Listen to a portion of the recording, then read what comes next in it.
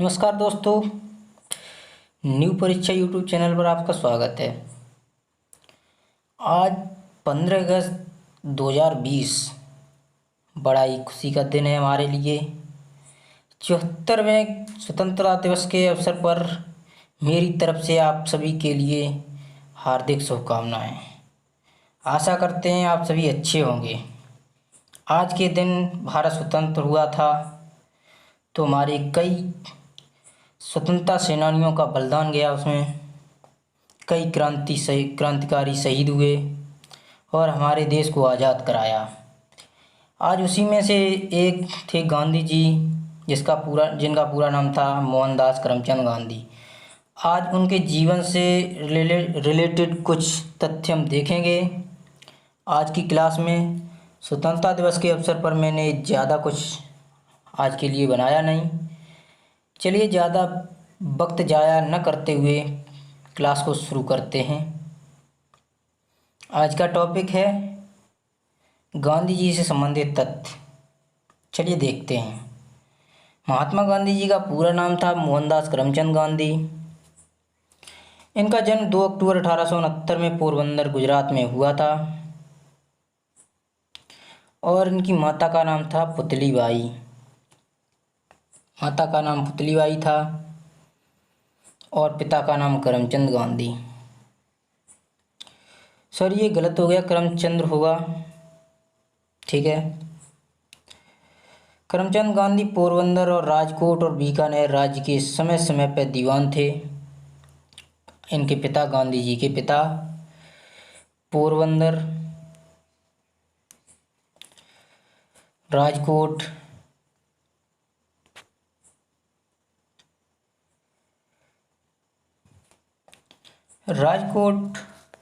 और बीकानेर,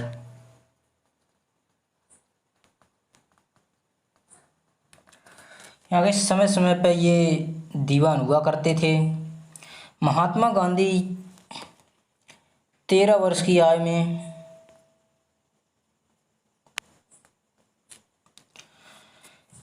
तेरह वर्ष की आयु में 1882 में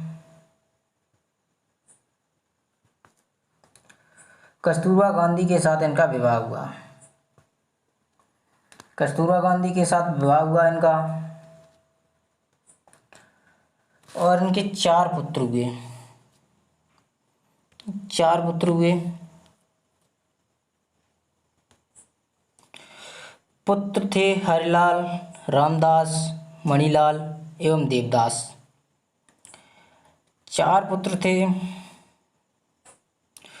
और जमुना लाल बजाज को गांधी जी ने अपने 5वें पुत्र की उपाधि प्रदान की थी। जमुना लाल बजाज को गांधी जी ने 5वें पुत्र की उपाधि प्रदान की थी। चलिए आगे देखते हैं। गांधी जी की जो शिक्षा थी वो भारत में चली। उसके बाद भारत के बाद 3 साल के लिए बैरिस्टर की पढ़ाई पढ़ने के लिए इंग्लैंड गए। 1889 से 1889 से 91 तक इंग्लैंड में रहे। बैरिस्टर की पढ़ाई पूरी करने के बाद राजकोट लौटे। मुंबई और राजकोट में इन्होंने वकालत की। मुंबई और राजकोट में इन्होंने वकालत की। वकालत करते करते अच्छी खासी इन्होंने अपनी पहचान बनाई। फिर उसके बाद एक अफ्रीकी व्यापारी दादा अब्दुल्ला के मुकदमे के सिलसिले में ये 1893 में दक्षिण अफ्रीका चले गए। अब्दुल्ला के ज़्यादा कहने पर अफ्रीका में इन्होंने अब्दुल्ला का मुकदमा लड़ा।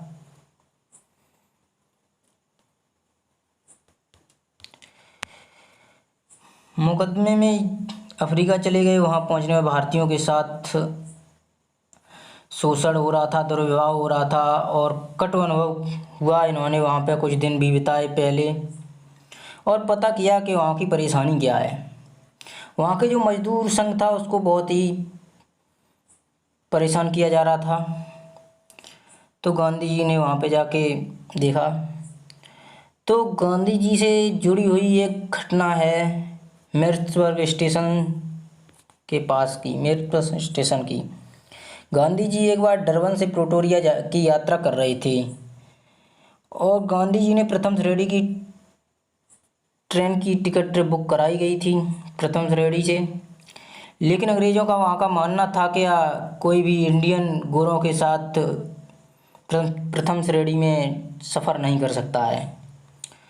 तो गांधी जी जा रहे थे मेरठ स्टेशन के पास, अंग्रेज़ों ने देखा तो इनसे झड़प हुई। इन्होंने बोला कि हमारे पास फर्स्ट श्रेणी का टिकट है, लेकिन अंग्रेज़ नहीं माने और इनको मेरठ स्टेशन पर धक्का देकर उतार दिया। तो उस घटना को मेरठ कांड कहा गया, मेरठ कांड कहा गया। फिर गांधी जी ने 1894 में नेटाल इंडियन कांग्रेस की स्थापना की और वहाँ पर रंग भेद की जो नीति थी उसका विरोध करना शुरू कर दिया। 1906 में इन्होंने टॉलस्टॉय फॉर्म की स्थापना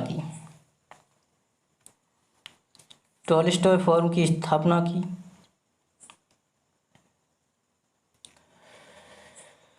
यह टॉलस्टॉय फॉर्म जो था वो जर्मन शिल्पकार कालिन बाख के सहयोग से स्थापित किया गया था।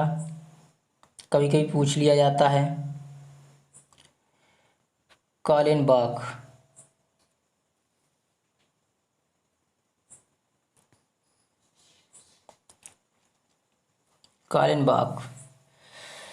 चलिए आगे चलते हैं। गांधी जी ने 1904 में एक जो पहला आश्रम था फिनिक्स आश्रम की स्थापना की थी। ये अक्सर का सीजीएल का प्रश्न रहा है कि गांधी जी का निम्न में से सबसे पुराना आश्रम कौन सा है। तो पता ही नहीं होता है कि गांधी जी का सबसे पुराना आश्रम अफ्रीका में फिनिक्स था। तो आपको याद रखना है कि 1904 में फिनिक्स आश्रम की स्थापना गांधी जी ने अफ्रीका में की थी, जो 1912 में चलकर फिनिक्स ट्रस्ट में परिवर्तित हुआ और बाद में फिनिक्स ट्रस्ट के नाम से जाना जाने लगा। उसके बाद 9 जनवरी 1915 को गांधी जी भारत आए, लेकिन उससे पहले बीच में भी वो भारत आए थे थोड़े बहुत समय के लिए। लेकिन 9 जनवरी 1915 को भारत वापस आए तो भारतीय सरकार ने 9 जनवरी को प्रवासी भारतीय दिवस मनाया जाता है, इसीलिए वो मनाने का निश्चय किया। भारत लौटने पर सर्वप्रथम गांधी जी अपने सहयोगियों के साथ अहमदाबाद के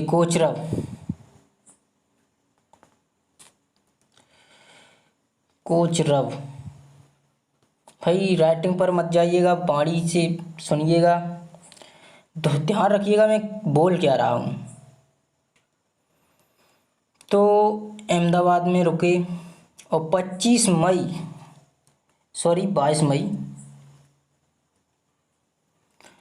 1915 को इन्होंने सत्याग्रह आश्रम, 22 मई कह लो या 25 मई, दोनों के बीच की डेट, सत्याग्रह आश्रम की स्थापना की अहमदाबाद में, जिसे 17 जून 1917 को अहमदाबाद के निकट साबरमती नदी के किनारे स्थानांतरित कर दिया गया और साबरमती आश्रम के नाम से प्रसिद्ध हुआ। साबरमती आश्रम के नाम दिया गया इसको।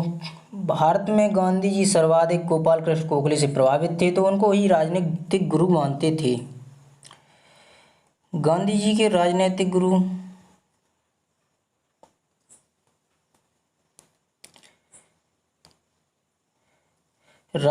गुरु गोपाल कृष्ण गोखले थे। चलिए आगे देखते हैं।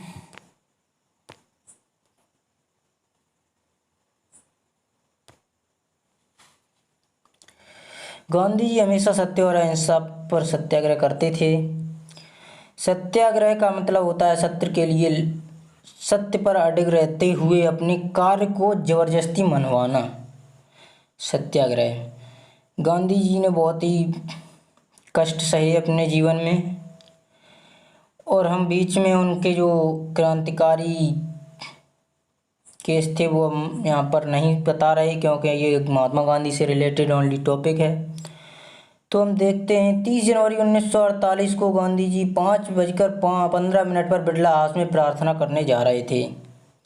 उनके साथ उनकी शिष्या भी थी 2, और काफ़ी लोग थे। तो बिरला हाउस में प्रार्थना करने जा रहे थे, उसी समय उनकी गोली मारकर हत्या कर दी गई। बिरला हाउस में प्रार्थना करते जाते समय गोली मारकर हत्या कर दी गई।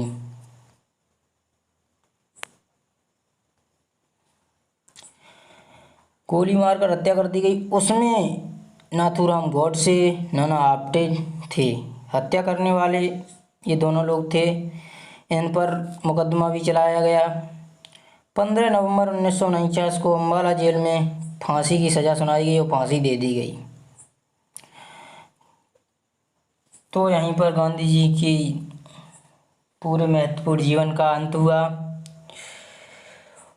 और 1947 में भारत आज़ाद हो गया था। तो आज स्वतंत्रता दिवस, 74वां स्वतंत्रता दिवस के अवसर पर मैं आपको तहे दिल से शुभकामनाएं देता हूं। आज की क्लास के लिए हम इतना ही रखते हैं।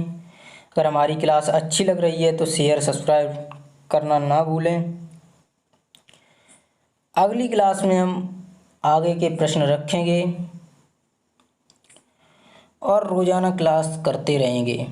आने वाली सभी मोस्ट इम्पोर्टेंट परीक्षाओं के लिए हमारे ये प्रश्न इम्पोर्टेंट हैं। तो आज के लिए हम इतना ही रखते हैं, और सभी लोग अपने स्वतंत्रता दिवस के अवसर पर इस कोरोना के चलते हुए घर पर ही रहें। धन्यवाद।